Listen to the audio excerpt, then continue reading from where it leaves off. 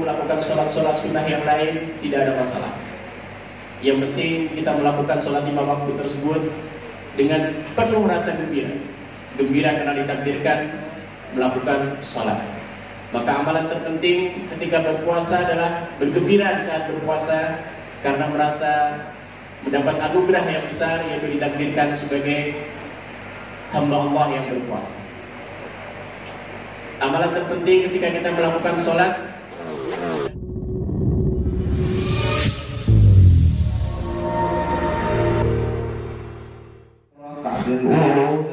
وخمس تكبيرات في الركعة الثانية رحمكم الله.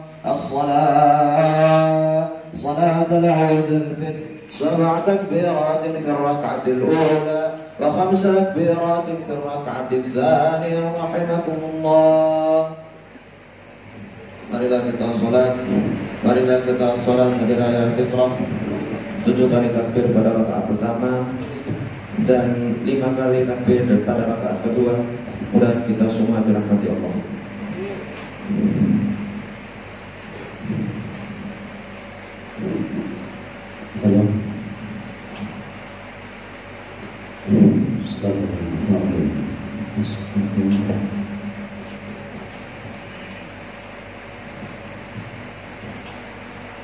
يصلي سنة الرعاية الفطر ركعتين. الله أكبر.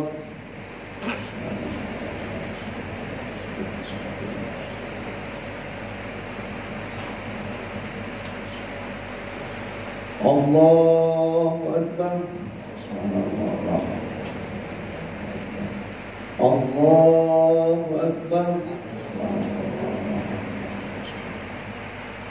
الله أكبر. الله أكبر. الله أكبر. الله أكبر. الله أكبر.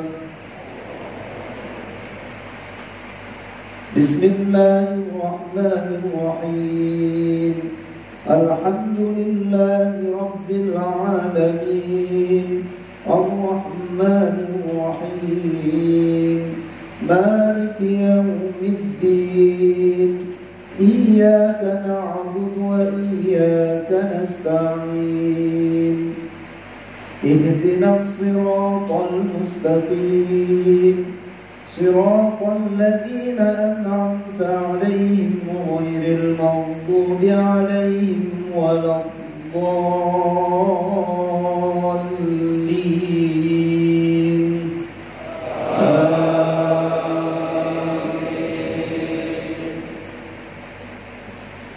بسم الله الرحمن الرحيم. قاف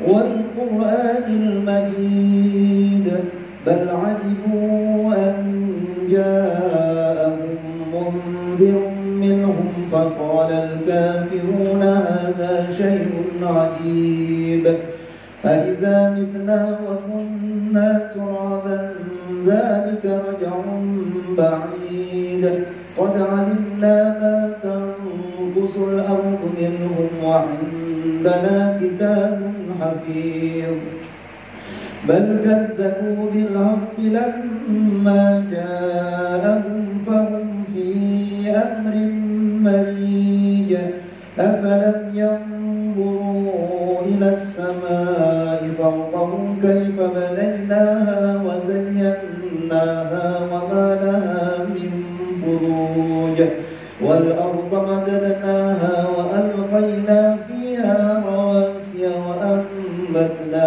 فيها من كل زوج بهيج تبصرة وذكرى لكل عبد منيب ونزلنا من السماء ماء مباركا فأنبتنا به جنات وحب الحصيد والنخل باسقات لها طلع نضيد رزقا للعباد وأحيينا به بلدة ميتا كذلك الخروج كذبت قبلهم قوم نوح وأصحاب الرس وثمود وعاد وفرعون وإخوان لوط وأصحاب الأيكة وقوم تبع كل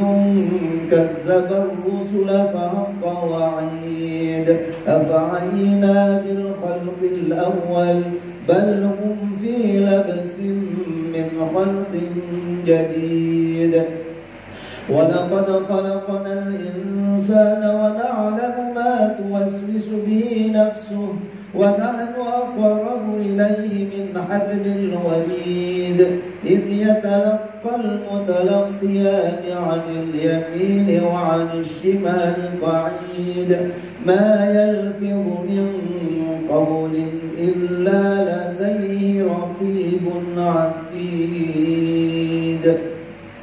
الله أكبر سمع الله لمن حمده الله أكبر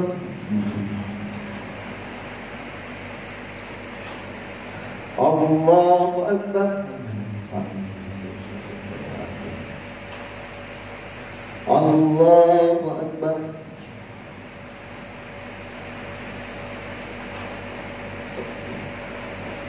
الله أكبر الله أكبر الله أكبر الله أكبر سبحان الله الله أكبر سبحان الله الله أكبر بسم الله الرحمن الرحيم الحمد لله رب العالمين الرحمن الرحيم مالك يوم الدين إياك نعبد وإياك نستعين اهدنا الصراط المستقيم صراط الذين أنعمت عليهم غير المغضوب عليهم ولا الضالين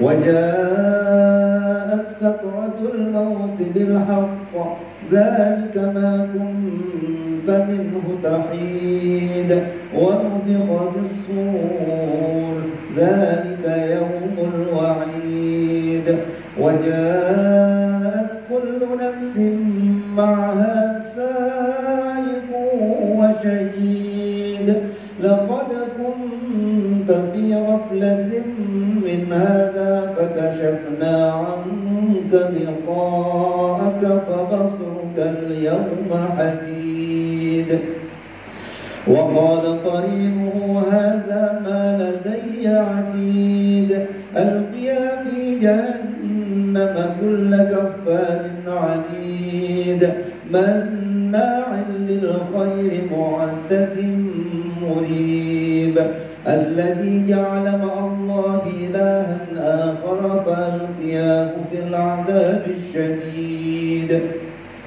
قال قرينه ربنا ما أطغيته ولكن كان في ضلال بعيد قال لا تختصموا لدي وقد قدمت إليكم بالوعيد ما يبدل القول لدي وما أنا بظلام للعبيد يوم نقول لجهنم هل امتلأت وتقول هل من مزيد وأزلفت الجنة للمتقين للمتقين غير بعيد هذا ما توعدون لكل أواب حفيظ من خشي الرحمن بالغيب وجاء بقلب منيب ادخلوها بسلام ذلك يوم الخلود لهم ما يشاءون فيها ولدينا مزيد وكم أهلكنا قبلهم من قرن هم أشد منهم بطشا فنقبوا في البلاد هل من محيص إن في ذلك لذكرى لمن كان له قلب أو ألقى السمع وهو شهيد الله أكبر سبحان الله سمع الله لمن حمده الله أكبر الله أكبر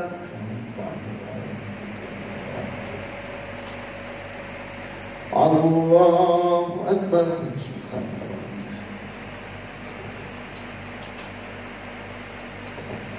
الله أكبر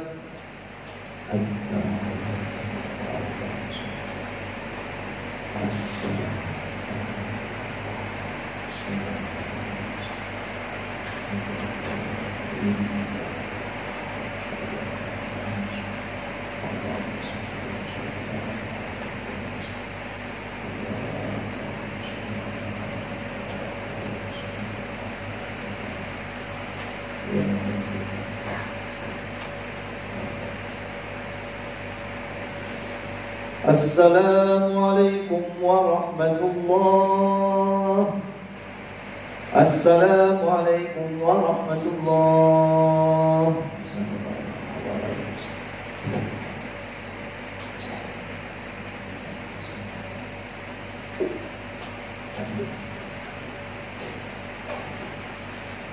الله أكبر الله أكبر الله أكبر لا إله إلا الله والله أكبر الله أكبر ولله الحمد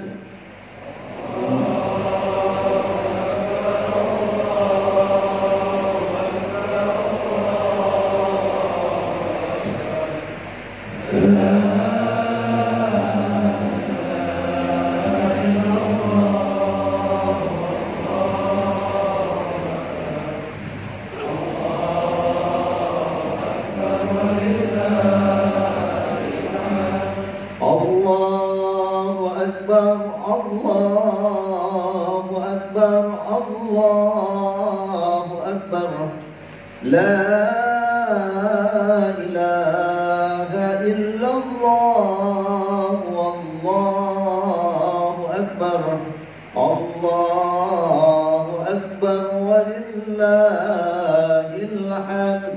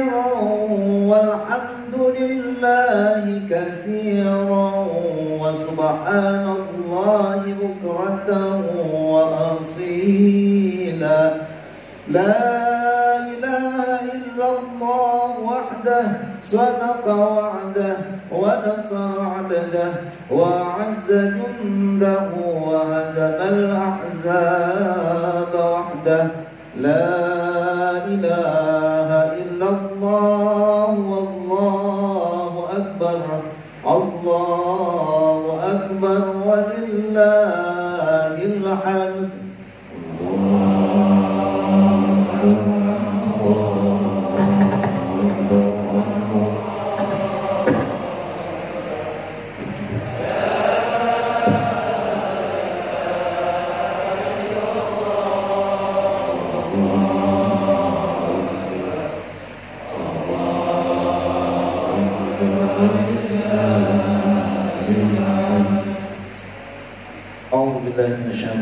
بسم الله الرحمن الرحيم الحمد لله رب العالمين الرحمن الرحيم مالك يوم الدين إياك نعبد وإياك نستعين اهدنا الصراط المستقيم صراط الذين أنعمت عليهم غير المغضوب عليهم ولا الضالين بسم الله الرحمن الرحيم الحمد لله رب العالمين والصلاة والسلام على أشرف الأنبياء والمرسلين سيدنا محمد الحمد لله رب العالمين اللهم اغفر لنا ولوالدينا وارحمهم كما ربنا صغارا ولمشايخنا ولجميع المسلمين والمسلمات والمؤمنين والمؤمنات الأحياء منهم والأموات اللهم لا تدع لنا في مقامنا هذا ذنبا إلا غفرته ولا هما إلا فرجته ولا دينا إلا قضيته ولا مريضا إلا شفيته ولا ميتا إلا رحمته ولا محسنا إلا يسرته ولا جهلا إلا علمته ولا حاجة من حوائج الدنيا والآخرة إلا قضيتها ويسرتها برحمتك يا أرحم الراحمين اللهم إنا نسألك رضاك والجنة ونعوذ بك من سخطك والنار اللهم لك عفو كريم تعفو عنا يا كريم اللهم ربنا تقبل منا صلاتنا وصيامنا وقيامنا وركوعنا وسجودنا وخشوعنا وتضرعنا وتعبدنا وتمم تقصيرنا يا الله يا الله يا ارحم الراحمين ربنا هب لنا من ازواجنا وذرياتنا قرة اعين واجعلنا للمتقين اماما ربنا آتنا من لدنك رحمة وهيئ لنا من امرنا رشدا ربنا آتنا في الدنيا حسنة وفي الآخرة حسنة وقنا عذاب النار وادخلنا الجنة مع الأبرار عزيز الغفار يا رب العالمين ربنا اختم لنا بحسن الخاتمة ولا تختم علينا يا الله بسوء الخاتمة صلى الله عليه وسلم سبحان الله عما يصفون سلام على المرسلين والحمد لله رب العالمين.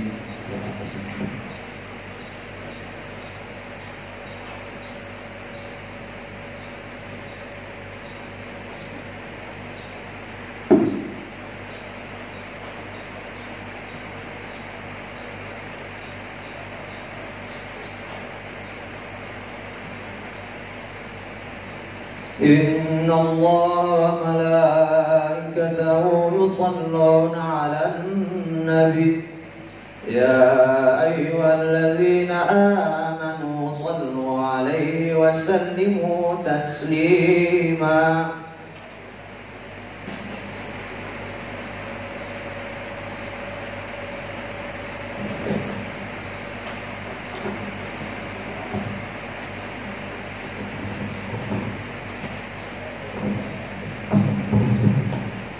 Assalamualaikum warahmatullahi wabarakatuh.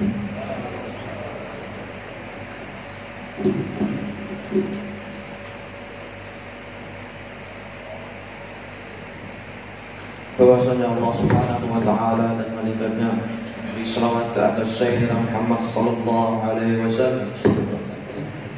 Wahai orang-orang yang beriman, ucaplah selawat dan salam ke atasnya.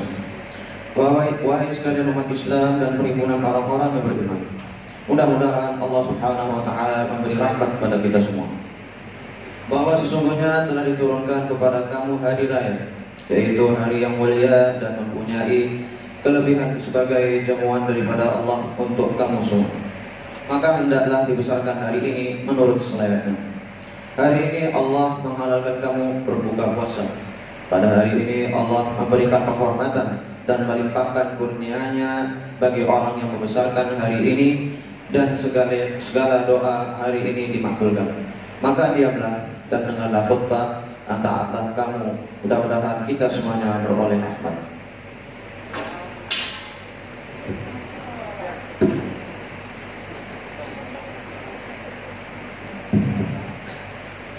Allahu Akbar, Allahu Akbar, Allahu Akbar, Allahu Akbar, Allahu Akbar, Allahu Akbar, Allahu Akbar, Allahu Akbar.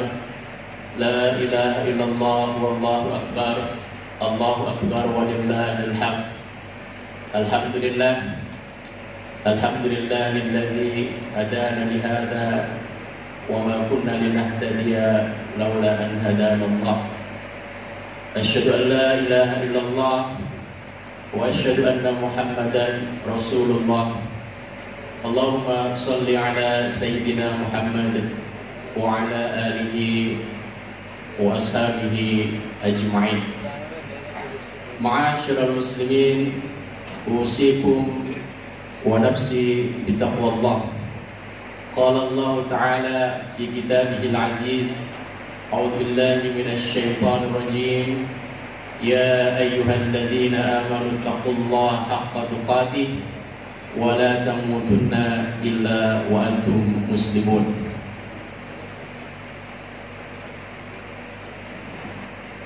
Para jemaah yang dimuliakan oleh Allah Subhanahu wa Ta'ala, bersama-sama marilah kita meningkatkan ketakwaan kita kepada Allah Subhanahu wa Ta'ala dengan melaksanakan perintahnya dan menjauhi larangannya. Allahu Akbar, Allahu Akbar, Allahu Akbar walillahil hamd. Bapak Ibu, para jemaah yang dimuliakan oleh Allah Subhanahu wa Ta'ala, alhamdulillah pada pagi yang ceria ini Allah Subhanahu wa Ta'ala mentakdirkan kita semua untuk dapat hadir ke tempat yang penuh barakah ini untuk melaksanakan salat Idul Fitri secara berjamaah. Marilah kita sambut Hari Raya Idul Fitri ini dengan perasaan penuh gembira. Kita sambut dengan penuh kegembiraan, kita sambut dengan penuh kebahagiaan. Kita gembira karena kita ditakdirkan oleh Allah Subhanahu wa Ta'ala menjadi manusia yang beriman, manusia yang beragama Islam. Dan ini adalah anugerah terbesar dan terindah dalam hidup kita, karena inilah yang akan menjamin keselamatan kita di dunia dan di akhirat. Betapa celakanya kita seandainya kita tidak beriman dan tidak beragama Islam, maka selama-lamanya kita akan menjadi penghuni neraka. Oleh karena itu, nikmat iman dan Islam ini adalah nikmat yang perlu untuk selalu kita renungkan dan kita hayati, untuk kita selalu bergembira dan berbahagia karenanya. Kita bergembira karena kita ditakdirkan oleh Allah Subhanahu wa Ta'ala menjadi hambanya yang melakukan ibadah puasa. Karena ibadah puasa inilah nanti yang akan melindungi kita dari masuk api neraka. Bukan jabatan, bukan harta, bukan kekayaan yang akan melindungi kita daripada api neraka, tetapi puasa kita di bulan Ramadan itulah yang akan menjadi benteng, menjadi pelindung bagi kita, sehingga kita tidak akan dimasukkan ke dalam neraka. Rasulullah SAW bersabda, as-sawmu junnatun, puasa adalah benteng atau perisai. Kita bergembira karena kita ditakdirkan oleh Allah Subhanahu wa taala menjadi hambanya yang melakukan sholat. Dan sholat ini adalah amalan terpenting dalam hidup kita. Sebab apa? Sebab sholat inilah nanti yang pertama kali dihisab, yang pertama kali diperhitungkan di akhirat nanti. Rasulullah SAW bersabda, "Awwalu ma yuhasabu bihil 'abdu yaumal qiyamati as-shalah." Nanti proses hisab yang pertama kali untuk orang mukmin adalah sholat. Kalau sholatnya bagus, langsung masuk surga. Yang lain-lain tidak dihitung, yang lain-lain tidak dilihat. Tapi kalau sholatnya bermasalah, baru detail. Al-Imam Al-Qurtubi dalam tafsirnya ketika beliau menjelaskan firman Allah Subhanahu wa taala, "Yauma yukshafu an saqin wa yud'auna ila as-sujudi fala yastati'un." Dalam kitab tafsir tersebut, Al-Imam Al-Qurtubi menjelaskan tentang bagaimana nanti proses hisab, proses interogasi, proses perhitungan amal di hari akhirat. Jangan dibayangkan prosesnya lama seperti di kantor polisi, tidak. Prosesnya sangat cepat. Wallahu sari'ul hisab. Allah sangat cepat dalam menghisab. Bagaimana prosesnya? Al-Imam Al-Qurtubi dalam tafsirnya menjelaskan, setelah seluruh orang kafir masuk neraka, maka pada saat itu yang tersisa hanyalah orang-orang yang beriman saja, mulai dari zaman Nabi Adam sampai zaman kiamat nanti. Jadi orang kafir sudah selesai semua, sudah masuk neraka. Tinggal sisanya adalah orang-orang yang beriman. Ketika yang tersisa hanya orang-orang yang beriman, maka disitulah kemudian dilakukan proses hisab yang sangat cepat. Macam mana caranya? Bagaimana caranya? Yaitu semua orang yang beriman ini diperintahkan untuk sujud.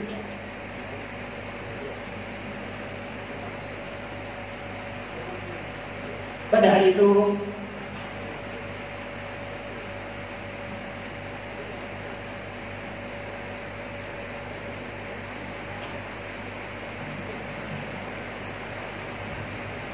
orang-orang yang biasa sujud mudah sekali untuk sujud.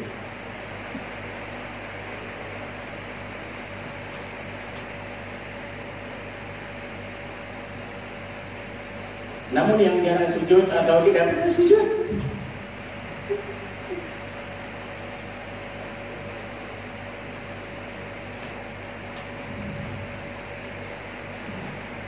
punggungnya mengeras seperti papan, tidak bisa sujud.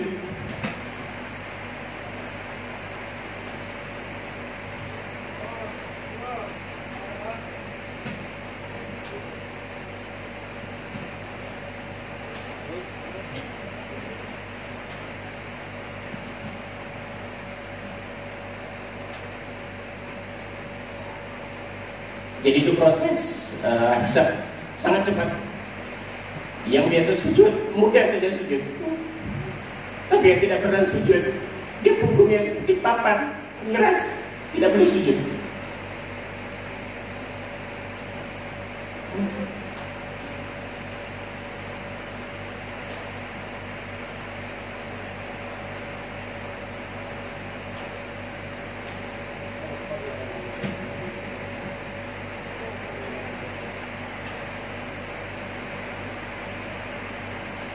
Yang ketika sujud, berhasil sujud, langsung masuk neraka, langsung masuk ke dalam surga.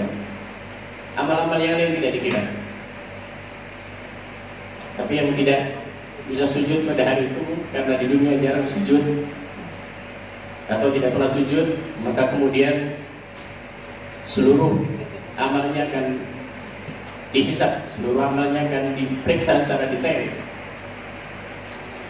Oleh karenanya, saya mohon kepada Bapak Ibu para hadirin semuanya, apapun pekerjaan kita, apapun pangkat kita jaga sholat lima waktu.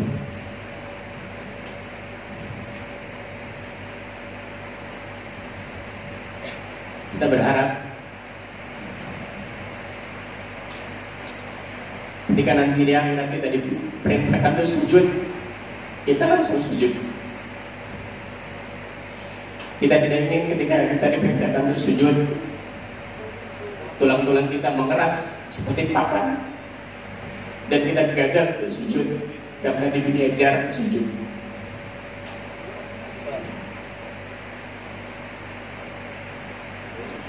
Jadi itulah proses hisab yang begitu cepat, hanya diminta untuk sujud.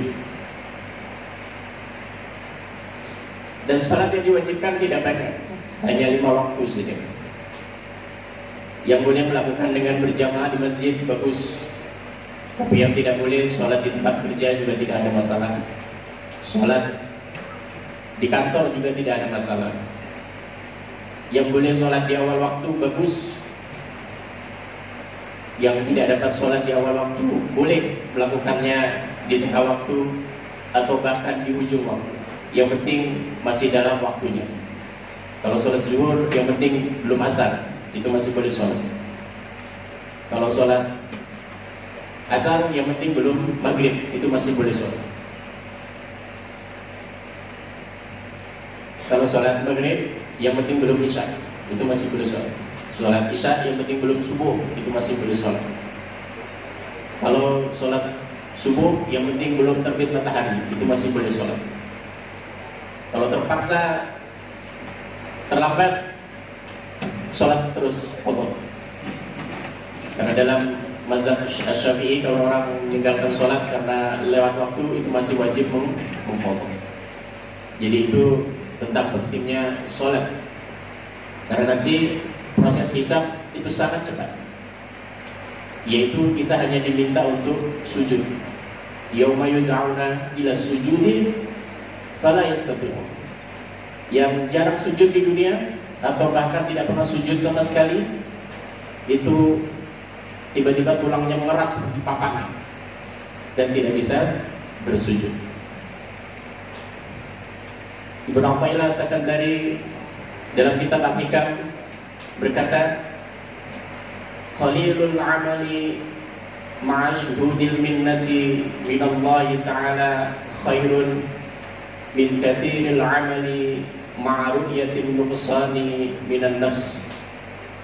Orang yang melakukan amal walaupun sedikit, tapi dia melakukannya dengan penuh kegembiraan, gembira karena merasa diberi anugerah berupa amal tersebut, itu jauh lebih baik daripada orang-orang yang melakukan banyak ibadah, banyak amal, tetapi di dalam hatinya hanya sibuk melihat kekurangan-kekurangan amal tersebut, sehingga yang muncul adalah kekecewaan. Oleh karenanya Bapak Ibu, para hadirin yang dimuliakan oleh Allah Subhanahu wa taala, walaupun ibadah kita tidak banyak, tapi lakukan ibadah itu dengan penuh kegembiraan, gembira karena ditakdirkan melakukan ibadah. Mungkin di antara kita hanya ada yang mampu puasa ketika Ramadan, tidak ada masalah. Tapi yang penting kita melakukan puasa tersebut dengan penuh kegembiraan, gembira karena ditakdirkan menjadi hambanya yang berpuasa. Nanti ada puasa Syawal, itu 1 hari pahalanya sama dengan 10 hari. Bagi yang mampu silahkan, yang tidak mampu tidak ada masalah.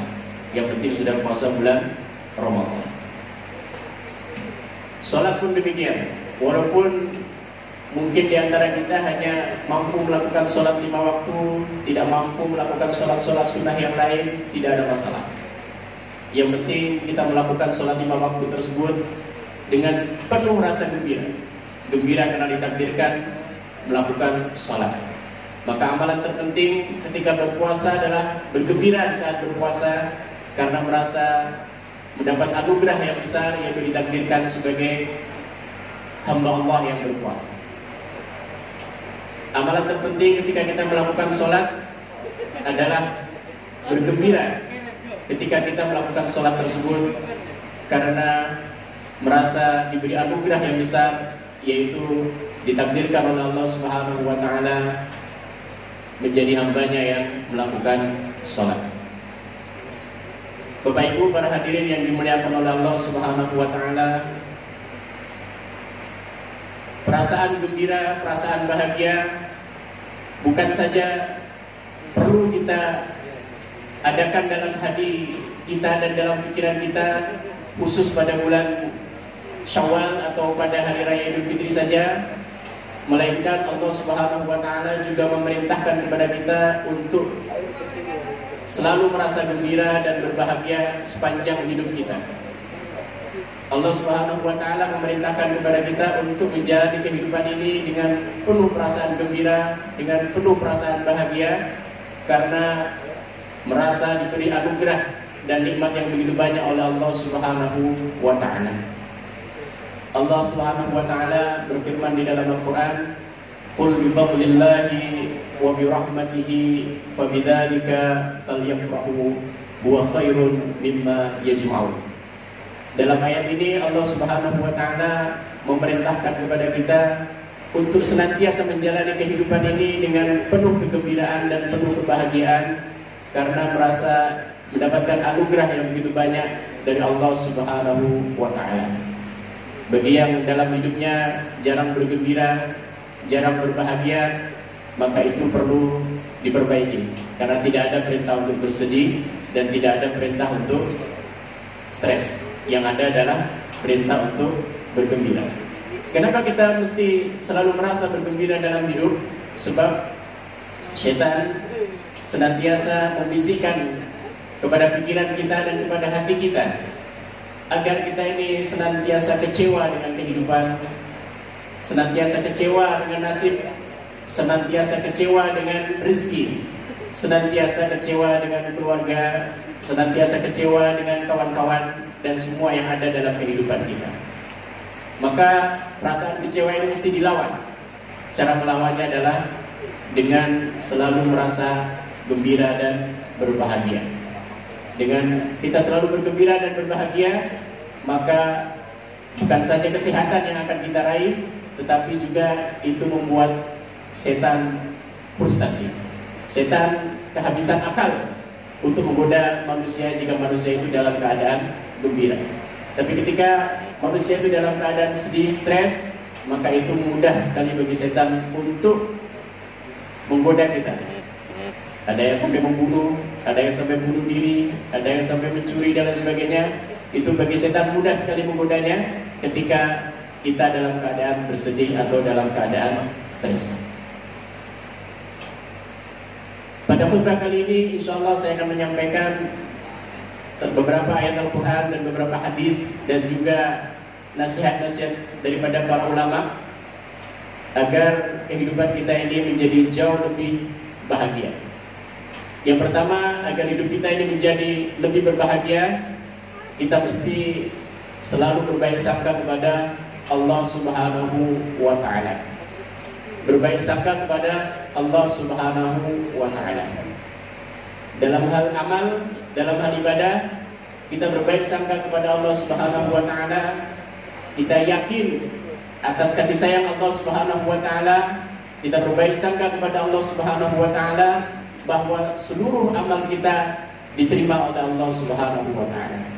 Rasulullah sallallahu alaihi wasallam bersabda, "Man shoma Ramadhana imanan wa ihtisaban, ghufira lahu ma taqaddama min dhanbi."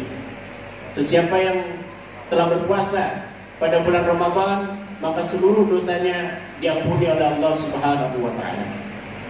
Maka pada hari ini kita yakin seyakin-yakinnya, kita berbaik sangka kepada Allah Subhanahu wa ta'ala bahwa pada hari ini seluruh dosa kita telah diampuni oleh Allah Subhanahu wa ta'ala.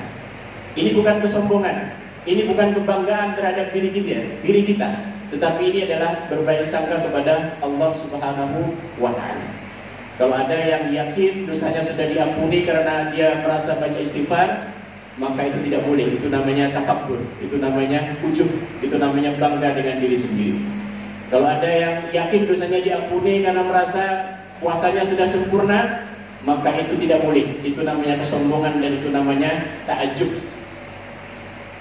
Tapi kalau kita yakin seluruh dosa kita sudah diampuni pada hari ini karena kita berbaik sangka kepada Allah Subhanahu wa ta'ala, maka itu adalah sesuatu yang diperintahkan oleh Rasulullah, yaitu husnuzan, berbaik sangka kepada Allah Subhanahu wa ta'ala.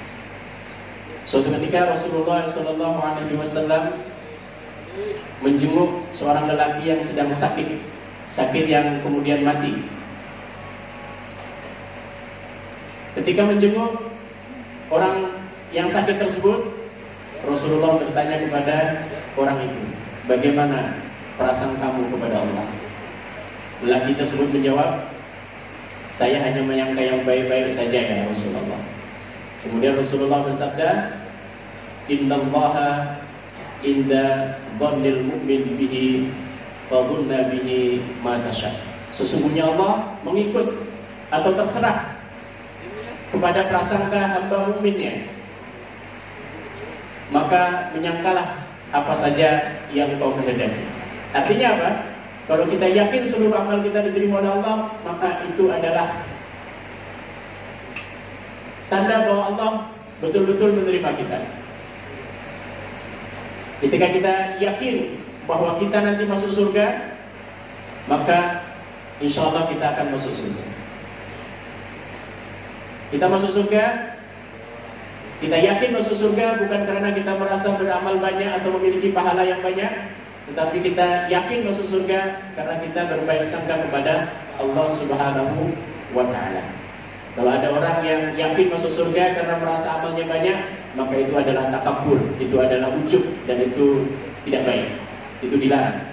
Tapi kalau ada orang yakin masuk surga karena yakin dengan luasnya rahmat Allah Subhanahu wa Ta'ala, maka itu adalah sesuatu yang terpuji dan itu diperintahkan oleh Rasulullah sallallahu alaihi wasallam.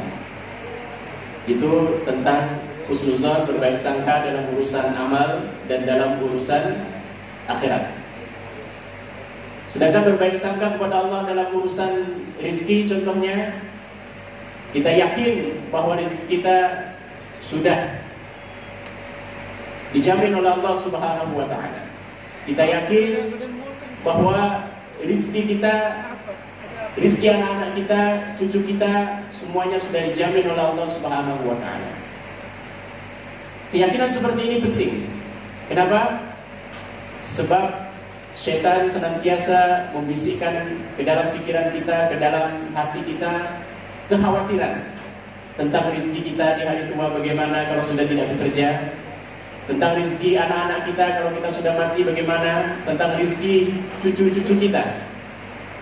Maka kekhawatiran yang seperti ini mesti kita lawan, mesti kita hilangkan dengan kita senantiasa berbaik sangka kepada Allah, yakin seyakin-yakinnya bahwa rezeki kita, baik ketika kita muda ataupun ketika kita tua, rezeki kita, rezeki anak-anak kita, cucu-cucu kita, semuanya telah dijamin oleh Allah Subhanahu wa Ta'ala. Siapa yang tidak punya keyakinan seperti ini akan hidup dalam kegelisahan yang berkepanjangan, kegelisahan yang tidak ada penyelesaiannya. Maka solusi terbaik untuk menghilangkan kegelisahan dan kekhawatiran dalam diri dan hati kita adalah berbaik sangka kepada Allah Subhanahu wa Ta'ala. Tanpa berbaik sangka ini, maka sepanjang hidup kita akan dihinggapi kekhawatiran dan kegelisahan. Begitu juga ketika kita menghadapi berbagai macam drama kehidupan yang isinya adalah kebahagiaan dan penderitaan, maka di situ husnuzan, berbaik sangka kepada Allah adalah cara terbaik dalam menyelesaikan semua kejadian dalam kehidupan. Ketika kita sedang menghadapi masalah, maka kita berbaik sangka kepada Allah Subhanahu wa Ta'ala bahwa itu adalah cara Allah Subhanahu wa Ta'ala memberikan pahala kepada kita melalui jalur sabar. Ketika kita sedang bergembira, sedang happy, sedang bahagia, maka itu juga adalah kebaikan, karena itu adalah cara Allah Subhanahu wa Ta'ala memberikan pahala kepada kita melalui jalur syukur. Yang ditakdir kaya, berbaik sangka kepada Allah bahwa kekayaan ini adalah cara Allah memberikan pahala melalui jalur syukur. Yang pada hari ini ditakdirkan miskin, juga berbaik sangka kepada Allah karena kemiskinan itu adalah cara Allah Subhanahu wa taala memberikan pahala kepada kita melalui jalur sabar. Sehingga kalau kita membaca sejarah Rasulullah dan sejarah para sahabat Rasulullah, ada di antara para sahabat Rasulullah ini yang kaya, ada juga yang miskin. Dua-duanya ada. Dan dua-duanya menjadi contoh bagi kita bagaimana ketika kaya dan bagaimana ketika kita miskin. Dan ini penting. Jangan sampai kita ini menjalani kehidupan tanpa contoh, tanpa pegangan. Kalau kaya tidak tahu bagaimana caranya menjadi kaya yang baik, ketika miskin juga tidak tahu menjadi miskin yang baik. Semua ada contohnya. Rasulullah SAW dan para sahabat baginda adalah contoh dalam segala hal. Banyak sahabat Rasulullah yang kaya, banyak juga sahabat Rasulullah yang miskin. Dan mereka semuanya adalah orang-orang yang mendapatkan kebaikan. Yang kaya mendapatkan kebaikan, mendapatkan banyak pahala dengan bersyukur. Yang miskin banyak mendapatkan kebaikan dan pahala dengan kemiskinan. Makanya kalau nanti kita mendapati anak-anak kita atau cucu-cucu kita ada yang kaya, maka itu adalah baik. Karena itu adalah cara Allah memberikan kebaikan dan pahala melalui jalur syukur. Kalau kita mendapati ada anak-anak kita, cucu-cucu kita yang miskin, maka jangan berkecil hati. Kita harus berbaik sangka kepada Allah Subhanahu wa taala, karena itu mungkin adalah cara Allah Subhanahu wa taala untuk memberikan kebaikan kepada mereka dengan jalur sabar. Maka berbaik sangka kepada Allah ini adalah solusi terbaik dalam kita menghadapi kehidupan. Karena dengan berbaik sangka kepada Allah, maka segala yang terjadi adalah kebaikan. Ajaban li amril mu'min, sungguh mengagumkan semua yang terjadi kepada orang yang beriman. Karena ketika dia mendapatkan kegembiraan, kemudian dia bersyukur, maka itu adalah kebaikan. Ketika dia mendapatkan kesusahan, kemiskinan, kemudian dia bersabar, maka itu pun mendatangkan kebaikan. Jadi ini adalah cara agar kita sering bahagia, selalu bahagia. Yang kedua, agar kita lebih berbahagia dalam hidup, maka kita diwajibkan untuk berhenti berharap apapun dari manusia. Semakin sering kita berharap kepada manusia, maka yang terjadi adalah semakin sering kita kecewa. Orang tua yang berharap anaknya balas budi pasti akan kecewa, karena belum tentu anaknya balas budi. Sahabat yang berharap daripada sahabatnya pasti akan kecewa, karena belum tentu yang terjadi sesuai dengan harapan. Istri yang banyak berharap kepada suami pasti akan kecewa. Suami yang banyak berharap kepada istri pasti akan kecewa. Kita tidak berharap dari manusia, berharap untuk dipuji, berharap untuk dihormati, berharap untuk dihargai, berharap untuk dimuliakan, berharap untuk diingat jasanya, berharap untuk diingat kebaikannya. Semakin sering kita berharap, maka semakin sering kita akan kecewa. Sehingga jalan terbaik dalam hidup kita adalah berhenti berharap dari manusia.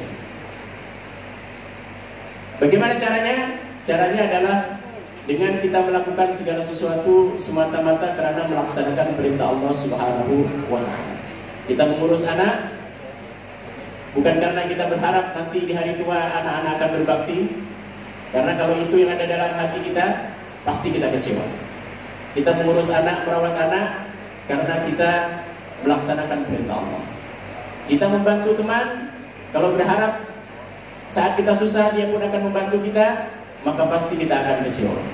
Supaya tidak kecewa ketika kita membantu teman, kita membantu dengan niat melaksanakan perintah Rasulullah, karena kita diperintahkan untuk membantu siapa saja yang memerlukan. Ketika kita membeli mobil, contohnya, kalau dalam hati kita berharap dengan mobil ini kita akan dipuji orang, dihormati orang, maka pasti akan kecewa.